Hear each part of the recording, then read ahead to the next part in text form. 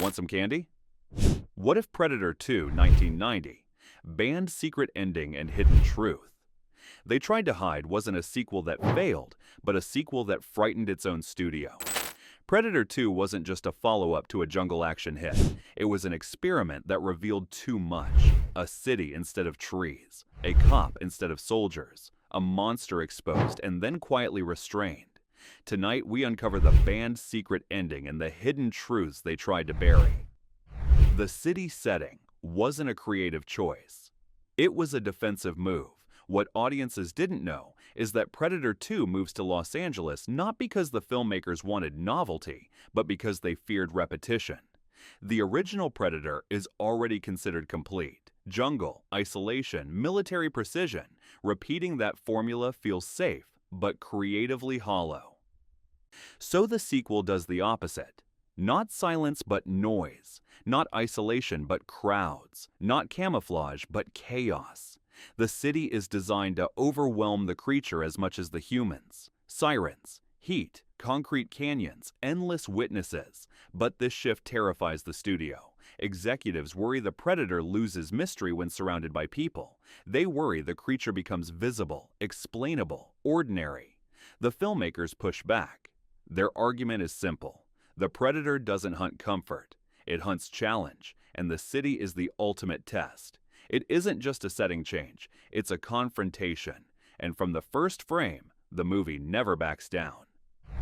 The heatwave is a production weapon, not just world building. The extreme heat in Predator 2 isn't background flavor. It's a deliberate pressure tactic. Production leans into sweat, exhaustion, and visual overload to strip away the polished action look of the first film. What audiences didn't know is how physically punishing this choice becomes. Heavy costumes, intense lighting, long night shoots made to look like scorching daylight. Every department feels the strain. The Predator suit, already demanding, becomes brutal. Limited visibility, heavy armor, minimal airflow. Every movement costs more energy than it appears on screen. The heat serves the story, but it also erodes patience. Tempers shorten, schedules slip, mistakes increase. The film's aggressive mood isn't just acting, it's environmental. Not comfort, but endurance. Not control, but survival. The city sweats, the crew sweats, and the Predator feels less like a monster and more like a force of nature pushing everyone to their limits. Danny Glover's casting divides the studio immediately. Casting Danny Glover as the lead shocks executives. He isn't a bodybuilder. He isn't a silent soldier. He doesn't look like the previous hero. And that's exactly the point. The filmmakers want a different kind of strength, experience, grit, stubborn survival. A man who refuses to quit even when everything collapses around him. But the studio panics. They fear audiences won't accept a non-traditional action lead against such a physical creature. They fear comparisons. They fear backlash. Glover leans into the role anyway. His performance is grounded, exhausted, furious. He doesn't overpower the Predator. He outlasts it. What audiences didn't know is how intentional this contrast is. The Predator isn't fighting muscle anymore. It's fighting will, not dominance, but defiance. Not spectacle, but stubbornness. That choice reshapes the entire tone and quietly expands what an action hero can be. The subway scene pushes practical effects to the edge. The subway sequence isn't just memorable, it's a technical gamble. Tight spaces, low light, crowds of performers, moving platforms, all built to trap both hunter and prey. What audiences didn't know is how difficult this scene is to coordinate. Visibility is limited. Sound echoes unpredictably. Timing must be precise to avoid chaos. The Predator suit becomes harder to maneuver underground. Every step risks collision. Every swing requires careful choreography. One mistake could shut everything down. But the scene works because it feels claustrophobic. The Predator is no longer in control. Its advantages shrink. Its invisibility becomes unreliable. Not freedom, but confinement. Not superiority, but pressure. The subway transforms the creature from myth to animal. Trapped, cornered, dangerous because it's desperate. The film's tone is constantly rewritten. During shooting, Predator 2 doesn't settle on its tone easily. Is it satire? Is it horror? Is it urban action? The answer keeps changing, sometimes daily. What audiences didn't know is how often scenes are adjusted on set. Dialogue trimmed, humor softened, violence reframed. The studio keeps watching dailies and reacting. When scenes feel too strange, they're grounded. When they feel too ordinary, they're pushed further. The film oscillates between extremes. This tension shows on screen. The movie feels restless, aggressive, slightly unbalanced, and that's not accidental. It's the result of creative tug-of-war, not polished but raw. Not unified, but volatile. The instability becomes part of the experience. You're never allowed to settle, just like the city itself. The Predator is made more emotional, and that scares executives. The sequel quietly adds something risky. The Predator's sense of code, honor, rules, recognition of worthy opponents. What audiences didn't know is how controversial this becomes internally. Executives fear giving the creature structure makes it less frightening, less unknowable. But the filmmakers argue the opposite. Structure makes the Predator scarier. It isn't random. It chooses. It judges. Scenes emphasize ritual, trophy-taking, moments of pause before action. The creature isn't reckless. It's disciplined. Not a beast, but a hunter. Not chaos, but purpose. This shift lays groundwork the franchise will later depend on, even if it isn't fully embraced at the time. Violence is reframed to avoid repetition. Fatigue. The film intentionally avoids repeating the jungle ambush rhythms of the original. Instead, confrontations are shorter, messier, interrupted by crowds, traffic, and buildings. What audiences didn't know is that this is a defensive storytelling choice. The filmmakers know audiences expect escalation but not imitation. Every fight is designed to feel interrupted, incomplete, chaotic. The Predator doesn't always finish its encounters cleanly. Not elegance, but collision. Not control, but interference. This keeps the film unpredictable. You never know where a scene will end or who will survive it. The supporting characters exist to die but also to distract.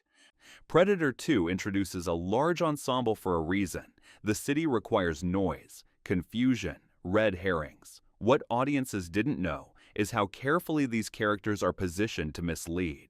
Viewers are encouraged to think in groups, not individuals. The Predator exploits that. Crowds become camouflage, panic becomes cover, not isolation, but overload, not clarity, but confusion. Every secondary character exists to distort the hunt and make the Predator harder to track. The film's pacing is designed to exhaust the audience. Unlike the slow burn of the original, Predator 2 pushes forward relentlessly. Few pauses, little recovery time. What audiences didn't know is how intentional this exhaustion is. The filmmakers want viewers to feel overwhelmed, just like the protagonist. Sirens never stop. The city never sleeps. The Predator never rests. Not suspense, but pressure. Not anticipation, but endurance. By the final act, fatigue becomes emotional. Victory feels earned because survival itself feels costly. The studio almost cuts the final act entirely, mid-roll hook. As tensions rise during editing, studio executives panic about the final stretch. The film feels too strange, too myth-heavy, too revealing. What audiences didn't know is how close Predator 2 comes to ending much earlier. There are discussions about simplifying the climax, removing lore, making the Predator feel less ancient. The filmmakers fight back. They argue the ending is the point, that everything builds toward revelation. And if you're enjoying these hidden details, go ahead and like and subscribe because this story gets even stranger from here. Not retreat, but commitment. Not fear, but confidence. The ending survives, but not unchanged. The spaceship set is kept secret on purpose. The interior of the Predator ship isn't just a reveal, it's a guarded surprise. The set is restricted. Limited access, minimal exposure during production. What audiences didn't know is how intentionally isolated this sequence is. Even crew members aren't fully briefed. The goal is impact, shock, a sense of entering something forbidden, not explanation, but awe, not answers, but implications. The ship feels ancient, ritualistic, heavy with unseen history. The trophy room is meant to reframe the entire franchise. When the camera pans across the trophies, it quietly rewrites everything. The Predator isn't alone, it isn't new, it isn't confined to Earth. What audiences didn't know is how far-reaching this idea is. The trophies suggest centuries of hunting, multiple worlds, endless encounters. This isn't an ending, it's a door, not closure but expansion, not finality but invitation. The franchise suddenly becomes larger than one creature, one planet, one story. The studio fears the lore more than the monster. Executives worry that expanding the Predator's culture risks alienating casual viewers. Too much mythology, too many questions. But the filmmakers believe mystery works better when hinted, not explained. What audiences didn't know is how much is deliberately left unsaid. No exposition, no lectures, just images, not answers but echoes, not rules but patterns. The lore lingers precisely because it refuses to clarify itself. The final fight is about respect, not victory. The climax isn't about defeating the Predator, it's about earning acknowledgement. What audiences didn't know is how carefully this is staged. The Predator doesn't attack blindly, it evaluates, it responds. The moment of recognition isn't triumphant, it's solemn, not celebration, but recognition, not conquest, but survival. The Predator loses, but it doesn't feel defeated. The ending changes the tone of the entire film.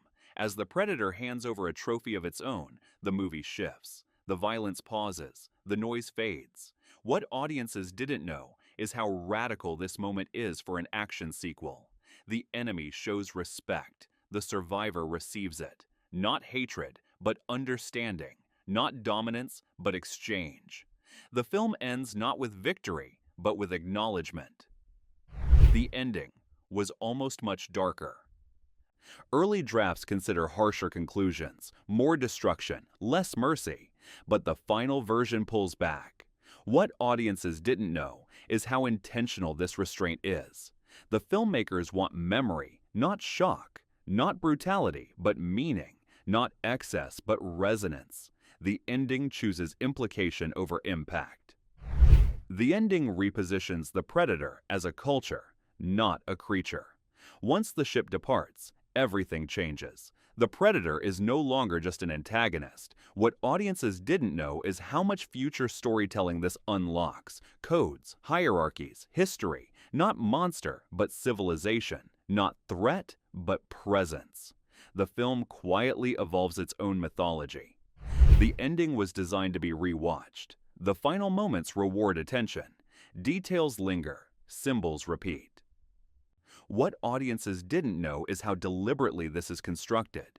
The ending isn't loud, it's dense, not spectacle, but texture, not clarity, but depth. Each viewing reveals more than the last. The ending divides audiences by design.